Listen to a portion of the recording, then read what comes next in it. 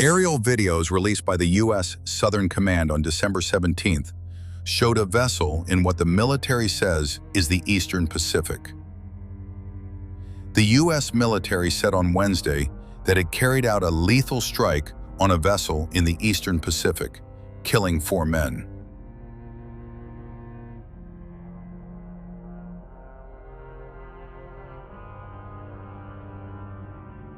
Intelligence confirmed that the vessel was transiting along a known narco-trafficking route in the Eastern Pacific and was engaged in narco-trafficking operations, the U.S. Southern Command said in a post on X.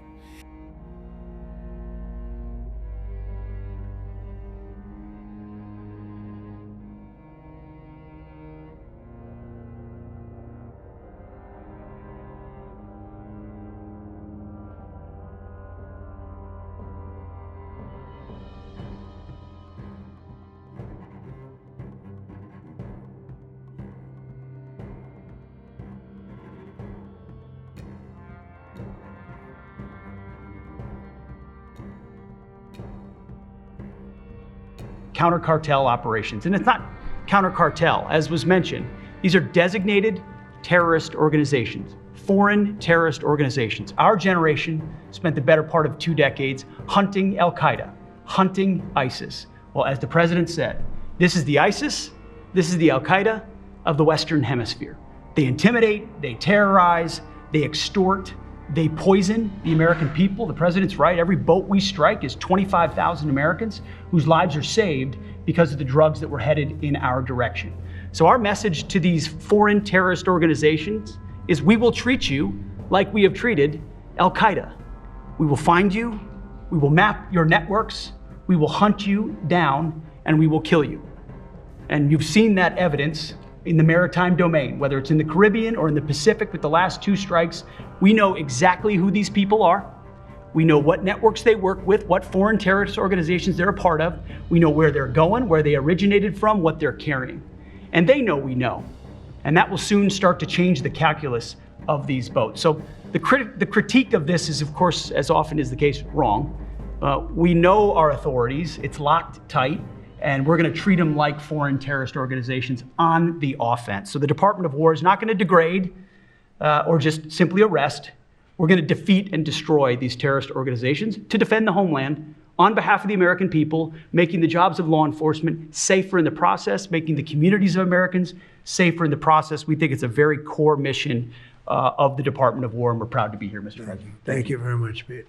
What we inherited from this past administration is like disgraceful. In a matter of weeks, the task force has made the largest number of arrests of cartel leaders, operatives, and gang members in American history, more than 3,000 and counting. That includes members of the ultra-violent New Generation Cartel, the Sinaloa Cartel, the LNFM Cartel, MS-13 Cartel, and you know MS-13, the gang, and Tren de Aragua, another beauty. That's a group of real garbage we have to deal with, that we shouldn't have to deal with. These are, in addition to the massive numbers of dangerous criminals my administration arrested nationwide since January 20th, numbering over 120,000. It's a record, and 120,000 criminal arrests. Thank you very much. Unfortunately, for 4 long years before I took office, the last administration allowed the cartels and their operatives to frankly take over our country, to freely infiltrate America and all the communities nationwide. Along with transnational gangs, these groups have unleashed more bloodshed and killing on American soil than all other terrorist groups combined. These are the worst of the worst. It should now be clear to the entire world that the cartels are the ISIS of the Western Hemisphere, in addition to their monstrous violence, such as cutting off heads, burning their enemies alive, and burning innocent people alive, too, by the way. The cartels control large swaths of territory. They maintain vast arsenals of weapons and soldiers, and they use extortion, murder, kidnapping to exercise political and economic control. Thank you very much, Joe Biden, for allowing that to happen. Biden surrendered he just surrendered our country to the cartels. Don't worry, we're taking it gets better. We're taking it back.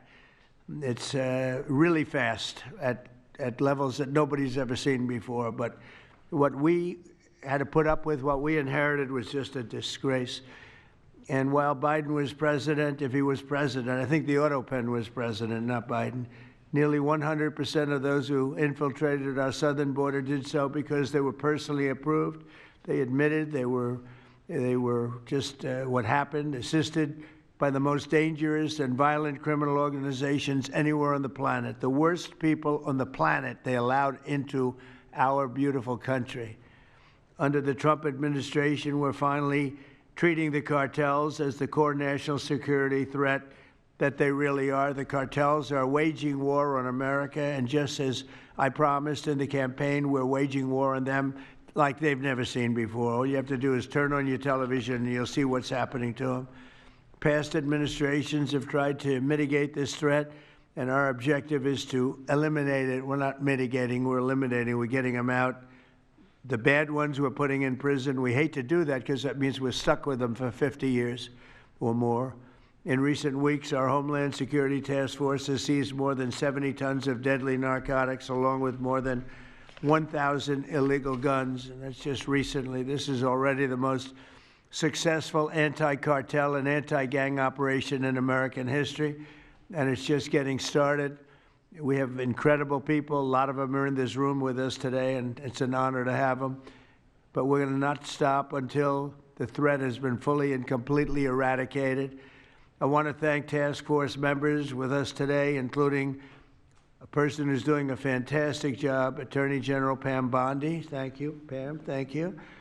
Secretary of War Pete Hegseth. Sounds so much better than Secretary of Defense. I don't know. Do you guys agree with that? I don't know. It sounds, you know, we won the First World War, the Second World War. I would say everything before and everything in between. And then we got woke and we said, well, let's call it defense. I think we like it this way better.